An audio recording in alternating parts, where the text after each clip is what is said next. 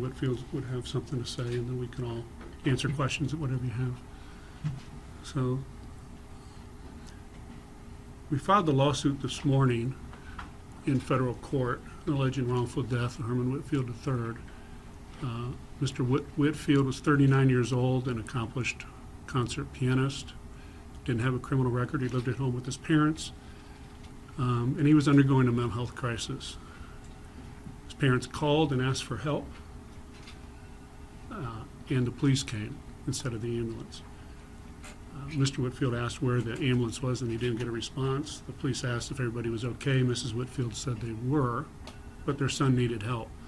The police came, and initially it was 10 minutes or so of talking to Herman, and he was not cogent. He wasn't actually following their questions, or really didn't appear that he understood what was going on.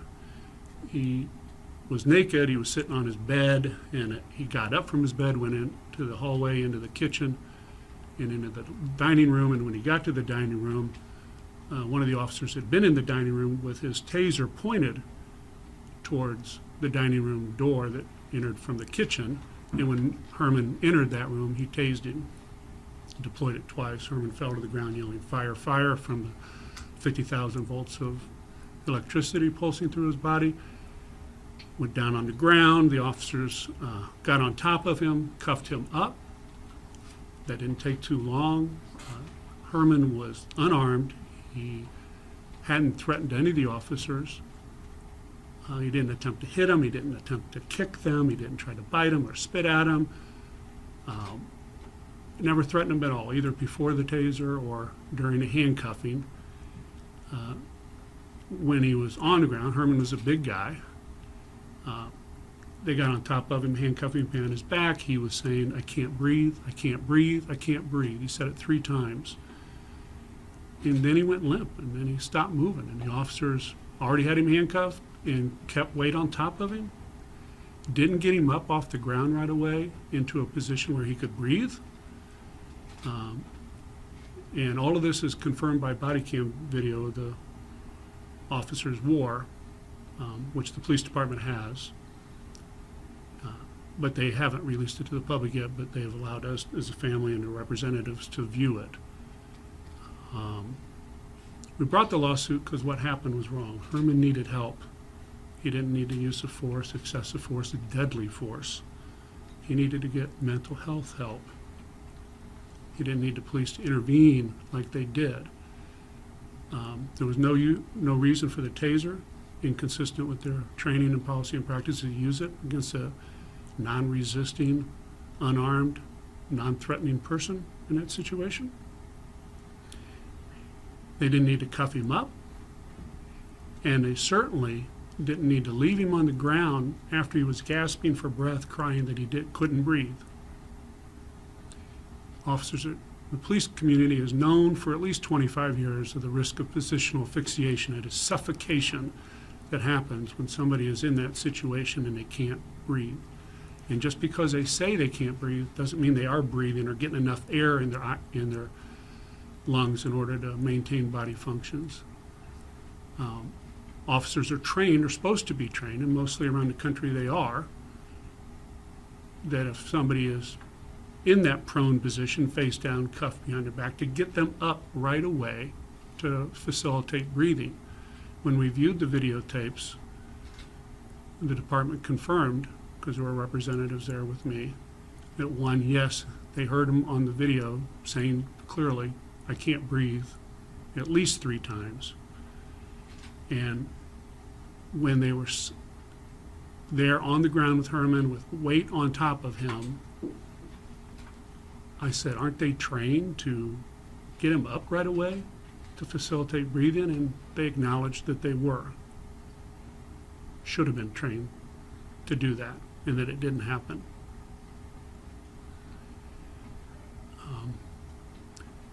We brought this lawsuit, the Whitfields brought this lawsuit, because what happened to their son wasn't right. He shouldn't have died. They should have got him help. They tried to get him help. They were in their own home. And instead, the officers killed their son. And it's not right. And we're hoping through this lawsuit that we will incentivize the police department to make sure these officers are trained that way, to make sure that they have policies that require them not to use this kind of force, and if they have somebody down in a prone position, to get them up right away so that they can breathe, so that they don't die. This is a phenomenon that's known across the country. I sent some of you the New York Times article of a few years ago documenting, I think, 70 different cases of I can't breathe across the country. It happened in Minnesota with George Floyd. It happened in New York and around the country. It shouldn't have happened here, and it did, and it's wrong. And we're disappointed that the police department put out a narrative about this incident, what happened to Herman, saying that he made a quick movement towards the officers, and that's why they had to shoot him with the taser, and totally leave out, which didn't happen, and totally leave out the fact that he was gasping for breath, crying, "I can't breathe," and totally leave out that the officers violated what they acknowledge as their training to get somebody up right away to facilitate breathing.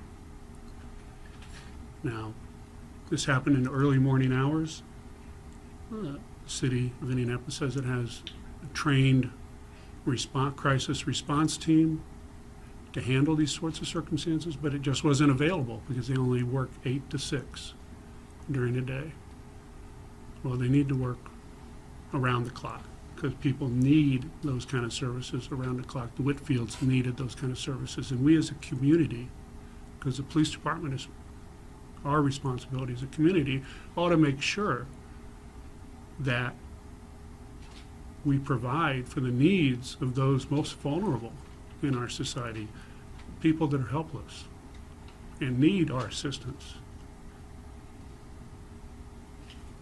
We need to treat those people humanely, civilized fashion, and not meet them just with force. Not wait 10 minutes and then, we're deciding we're going to get them out of here and take them away, and do it in an aggressive, physical manner that isn't called for, inconsistent with what we know are modern-day police tactics, and in a way that injures people unnecessarily, and in some instances, like that unfortunate morning, ends in a death that didn't need to happen. So we're here to announce the filing of that lawsuit and tell you what it's about. Before we take questions, Israel, do you have anything you want to add? The only thing that I'd like to add is that IMPD, when we first met with IMPD, Detective Duke at the hospital the early morning of Herman's death, promised us transparency. And I've been in contact with one of the deputy chiefs throughout this process. And while they have provided us and allowed us to see the videos and listen to 911 calls, we question whether in fact transparency is occurring. What I mean by that is that we believe that IMPD should release the actual raw videos and not a compilation of the videos that, as I understand, has been prepared, called the critical incident videos. We think the public has a right to know what has happened to Herman. And again, the purpose and our main drive for filing suit, for the Whitfields filing suit, is because we want to see the system, we want to see IMPD change its protocol and make help available for individuals who are suffering for mental illness 24 hours a day and not just part of the day. Because we strongly believe that had the correct response when the Whitfields asked for an ambulance, when the Whitfields asked for assistance, for help for their son, the correct response was to send a mental health team. If that had been done, we would not be here today. And so we're asking for, again, IMPD, we're asking for the coroner's office to be transparent and to give us and give the media the information that's been requested. Thank you. Mrs. Whitfield, do you want to say anything? Or? Sure thing. Herman, would you like to say anything, Mr. Whitfield? I just wanted to say we just called for help for Herman during this mental crisis, and he wound up dead.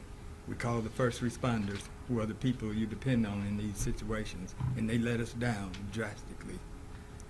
Really, let us down drastically. That's all I have to say.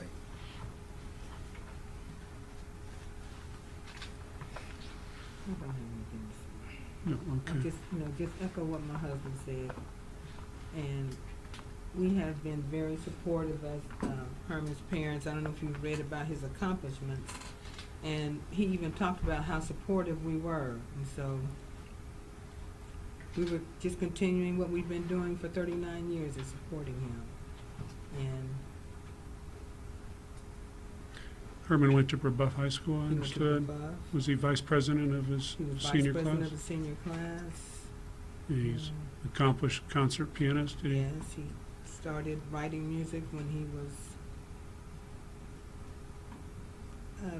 like 7 or 8. He asked for a computer, and so we got it. And that was in the 80s. I didn't even know.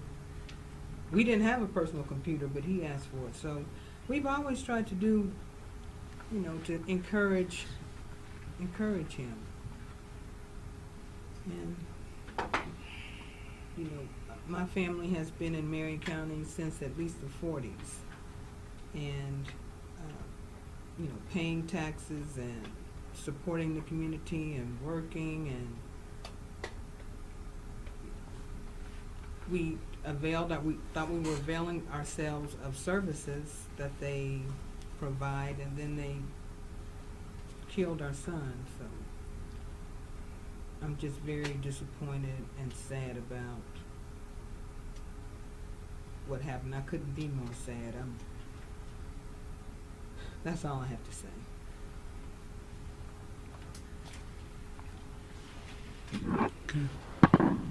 Gladys or Herman, would either one of you give us some sense of what your son's mental health struggles were? Is this something that he had dealt with for years, and what you were actually dealing with that night? I really don't have anything to say about Herman's health at this point. The complaint sets out sufficient information to form a basis for our action. It's really doesn't have anything to do with what occurred in the past. It's what occurred that night. And I would also say, even if there wasn't a mental health crisis, for anybody, I just don't think the force was justified in the circumstances. Was he on any kind of medication? I have nothing to say about Herman's mental health or his health in general, because that's private. And as I said, the complaint sets out sufficient facts for the complaint, for the cause of action.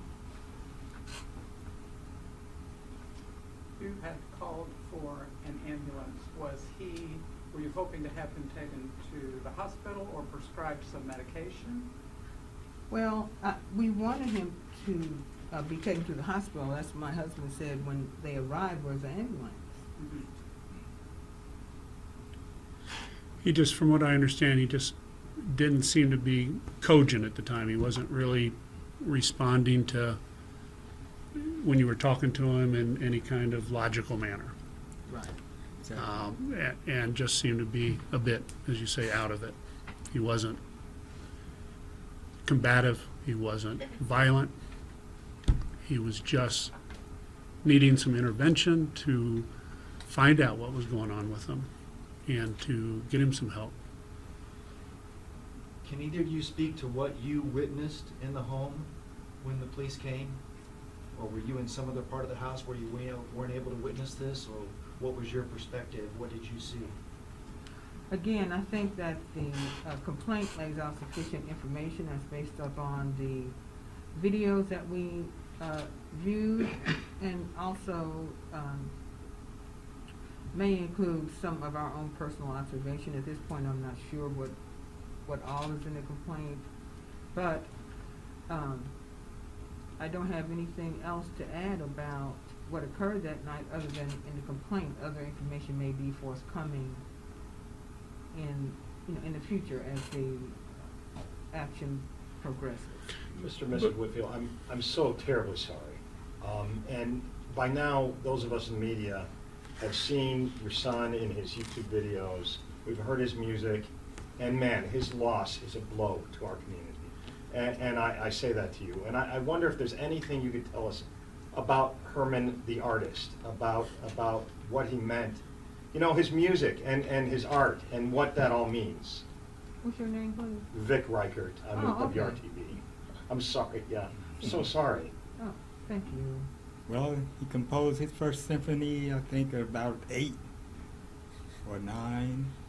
Entered it into a contest with the Detroit Symphony, and the people he was competing against was college students and professors, and he won. So it was an amazing piece. It was called Scherzo for Orchestra, and I think it was in E minor or something like that. He was a genius. Yeah. Well, he was also compassionate. He was a compassionate person. He was a loving son, and he was very intelligent, more than just musically. And I don't know if that's lost sometimes on people, but we've gotten so many cards and letters, and people telling us how smart he was, and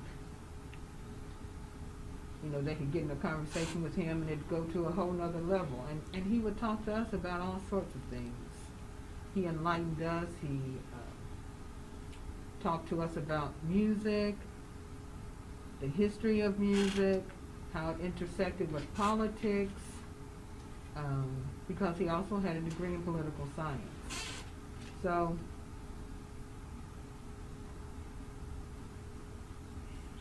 and people would often say to us, they would say that he was a gift to the world. And, I'm not making that up, that's what they would tell us. So, and they just have expressed to us it's such a loss to them as well. If I heard Mr. Israel correctly, he was there the night that Herman was killed. So you folks knew from the beginning that something had gone wrong here, that the police had mistreated your son from the very beginning? Well, when he ended up dead, that wasn't supposed to happen. He was alive. He was. How can one think that something didn't go terribly awry when one calls for mental health concerns and then he's dead?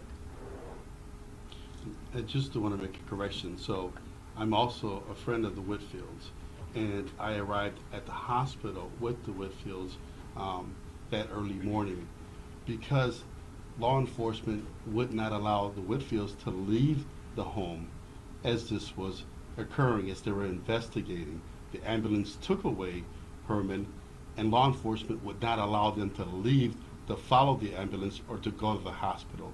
That's when I received the call from the Whitfields and assisted them in leaving the scene and then making their way to the hospital. So that's when I joined them at the hospital. I was not there prior to that. What do both of you hope that bringing this lawsuit can shed some light on, or change, or bring some kind of peace or justice? What are you folks hoping for with this lawsuit? Well, hoping that the city can develop some kind of special unit for people going through things like this, and hopefully it wouldn't happen again, and just have the people available 24/7 to assist in these kind of matters when people are having a mental health crisis, because it doesn't make sense. People don't need to wound up dead just because they're in a mental health crisis. They need help. You just need to get the right personnel in to understand what's going on with the person and just give them the help that they need. It doesn't need to happen again.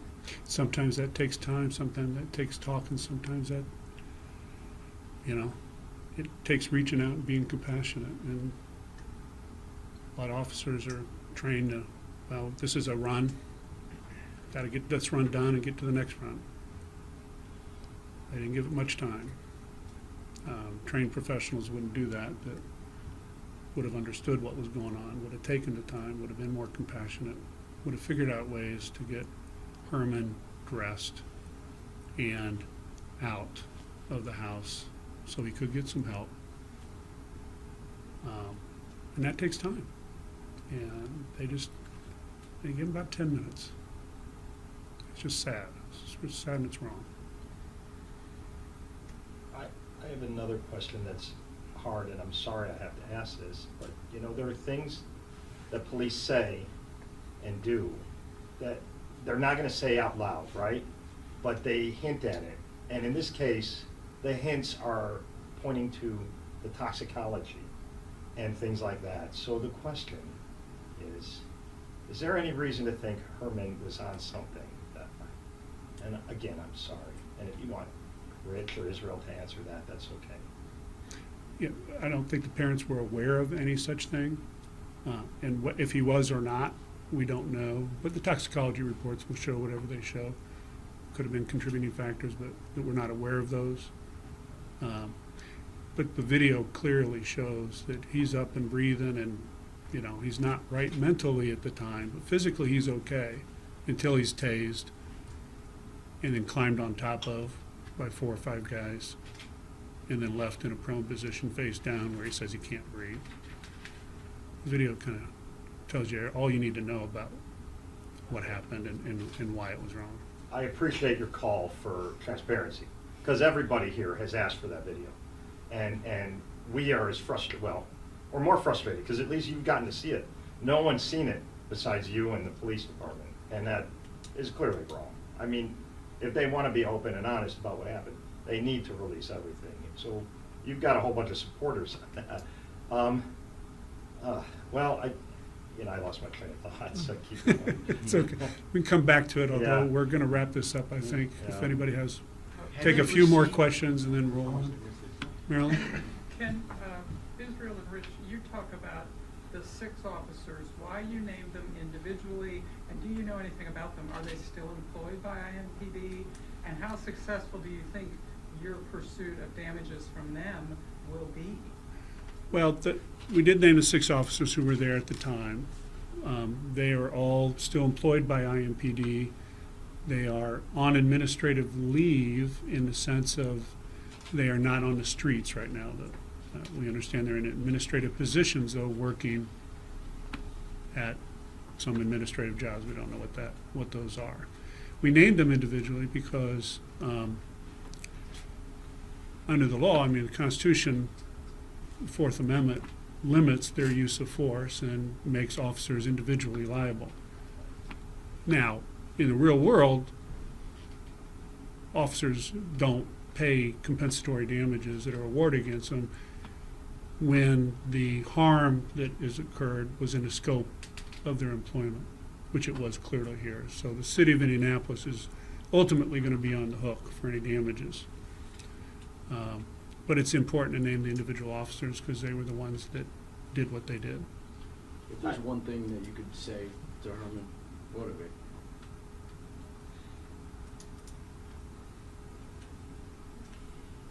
We love you. We love him. We love him. We love him. We miss him. We do have his music to listen to, though. Yeah. How often do you listen to that music? Every other day. Every other day. But it kind of brings me to tears to hear it right now. So What were the last words you said? it just brings me to tears to hear his music, to listen to it.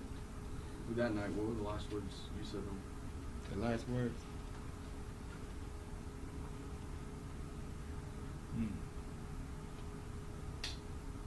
I asked him whether you're all right. I said, "Are you all right?" But I didn't get a response. Mr. Whitefield's when we talked about the toxicology and whether or not that'll show anything, does it matter if a subject is high or on drugs or having a mental state to how police respond and how they're supposed to handle these cases? Well, if it affects somebody's actions and makes them aggressive, certainly officers are trained to respond to that aggression. Not what's inside the body, but what the physical manifestations of any such intoxication could be. That wasn't the case here. I mean, if Herman had ingested anything, it certainly wasn't displayed in any kind of aggressive form of his action. He wasn't physically aggressive with anybody. He wasn't physically aggressive with his parents. He wasn't physically aggressive with any of the officers. So I guess that's the answer to that question. And I think that that's what you will see in the video. You will see that he was not aggressive, that he wasn't acting under the influence of any substance, which is why it's important for IMPD to release the videos. You will see for yourself, because IMPD put out multiple narratives, press releases telling their narrative. But I think once you see those videos, you're going to see that those narratives are factually incorrect. With those videos, like those transparency, obviously you've seen those. And what conversations have had IMPD with you? What kind of conversations have you and IMPD had since you've seen those body cam videos? Well, I watched them with the deputy chief and with several other IMPD officers, and they acknowledged when we were watching them the salient facts of what Herman said and why they and that they didn't get him up right away, even though their training was supposed to be. We set forth in the complaint detailed allegations based on that body cam video. Under the federal rules of civil procedure, lawyers are obligated to have a factual foundation for any allegations that they make. And so everything in that complaint is true, and it's based upon those body cam videos. So that's what happened. And those facts about not having any kind of aggression from Herman before they shot him with the taser, and him crying out, "I can't breathe," 3 times, and them not getting him up off the ground. Those are all facts that the police department totally left out of their reports, initial reports about what happened. And that's disappointing. It's really disappointing. It's not shocking. And I understand they're looking after their own interest, but they ought to deal with the truth, even if it hurts. And there are public servants, and we got to expect better of them. And this lawsuit's going to take them to task for those incorrect narrative about what happened. In the narrative, they seem to make it seem like after officers had Herman in handcuffs, that then paramedics were pretty much led right into the room. Is that the case, or how long was it before Herman saw any kind of medical treatment from a trained professional?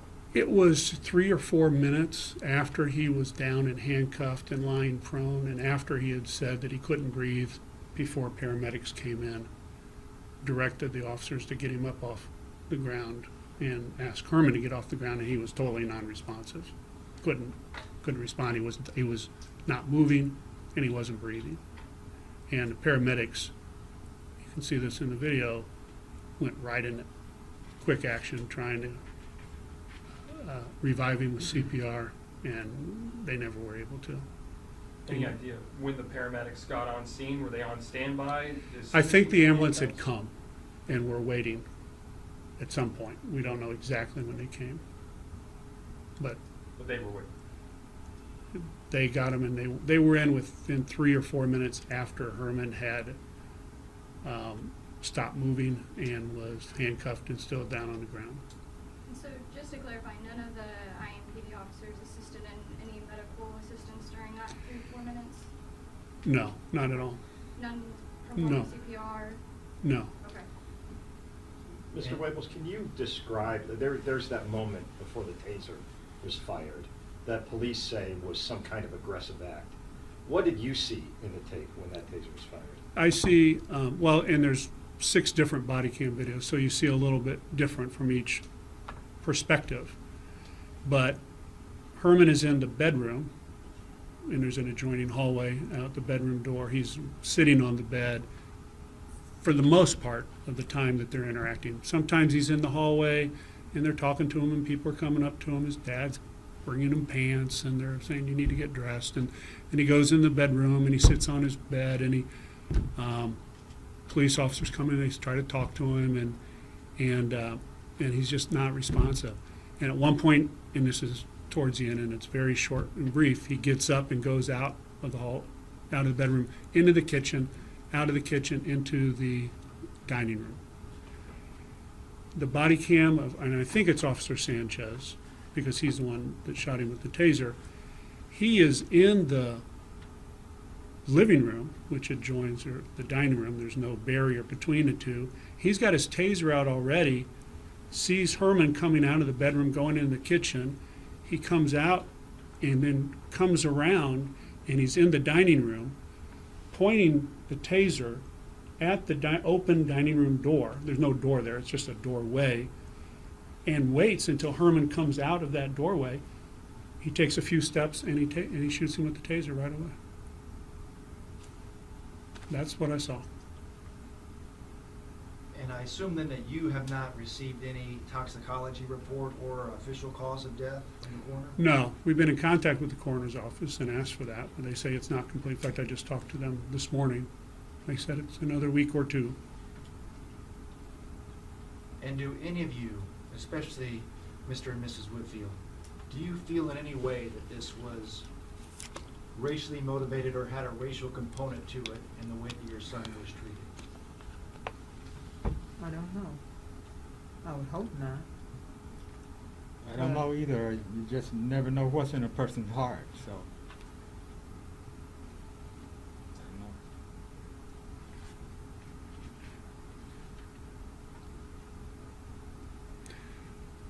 don't know. Okay.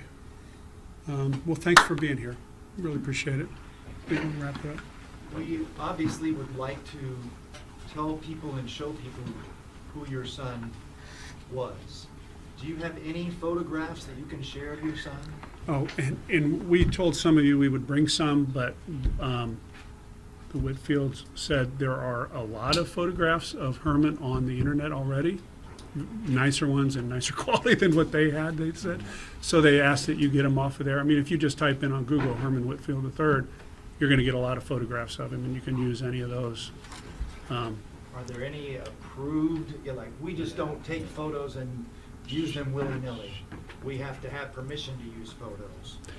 Is any kind of Facebook account or something that you would recommend us to, that you would give us authorization to use, that you have some kind of I don't know that he had a Facebook account or No, what he had on there. I don't think he I did. don't So, know if he did either. I mean, whatever you can get on the internet, the Whitfields here affirmatively say you can use.